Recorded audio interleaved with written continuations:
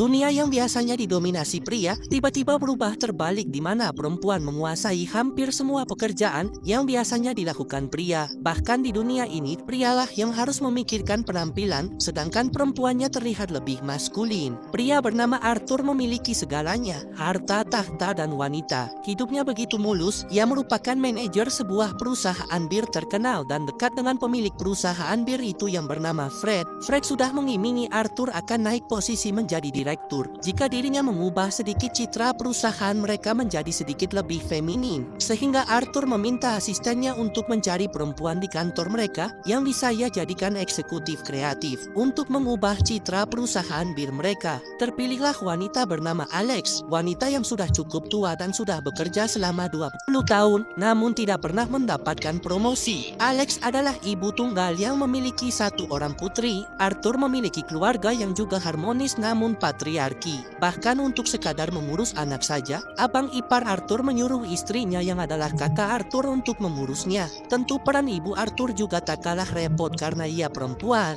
Esoknya ketika di kantor, Arthur berpapasan dengan Alex dan mengira Alex sedang menggodanya. Arthur tidak tahu Alex lah yang akan menjadi eksekutif bidang kreatif yang dipilih sekretarisnya kemarin. Arthur yang tampan juga suka menggoda karyawannya, seperti wanita bernama Felicity yang sudah tua ini. Lalu ada petugas kebersihan tua bernama Glenda. Akhirnya Arthur tahu bahwa perempuan yang ia goda adalah Alex, calon eksekutif kreatifnya yang baru. Ketika rapat, Alex adalah perempuan sendirian. Tentunya apapun pendapatnya selalu dipotong pria-pria lain yang memberi ide untuk produk bir mereka yang baru. Produk ini harus berhubungan dengan perempuan, namun semua ide terkesan merendahkan. Lalu salah satu anak buah Arthur protes, seharusnya dialah yang menjadi eksekutif. Namun Arthur menenangkan dan bilang, Alex dipakai untuk perspektif wanita saja. Alex terlanjur mendengar obrolan itu dan merasa marah sekali. Alex berdebat dengan Arthur dan menganggap Arthur terlalu angkuh untuk merendahkannya hanya karena ia seorang perempuan. Akhirnya perdebatan mereka diakhiri Alex yang memutuskan ingin berhenti dari pekerjaan ini.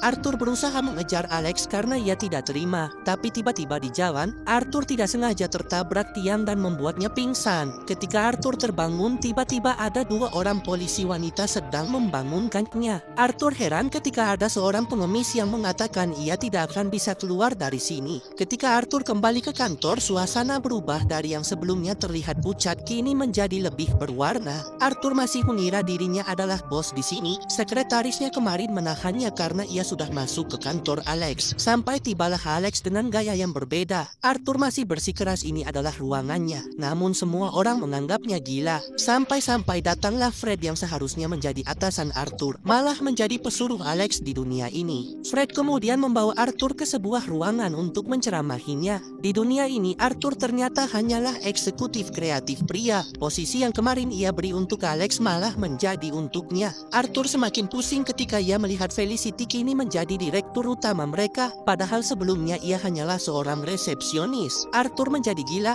dan ketika di luar, dunia lebih gila lagi. Semua iklan-iklan kecantikan menggunakan laki-laki, dan ketika Arthur kembali ke rumah yang bukan rumahnya dulu, ia melihat majalah-majalah yang biasanya berisi perempuan juga berubah. Bahkan di televisi, pemimpin Vatikan adalah seorang perempuan. Dunia menjadi terbalik. Arthur ketakutan dan akhirnya pulang ke rumah orang tuanya. Di sini keponakannya bertingkah seperti perempuan. Bahkan biasanya abang iparnya menyuruh-nyuruh istrinya. Di sini terbalik, abang iparnya lah yang mengurus kebutuhan domestik di rumah. Di dapur, bukan ibu melainkan ayah Arthur lah yang mengurus urusan rumah tangga mereka. Arthur akhirnya memutuskan membenturkan kepalanya lagi agar bisa kembali pulang ke dunianya.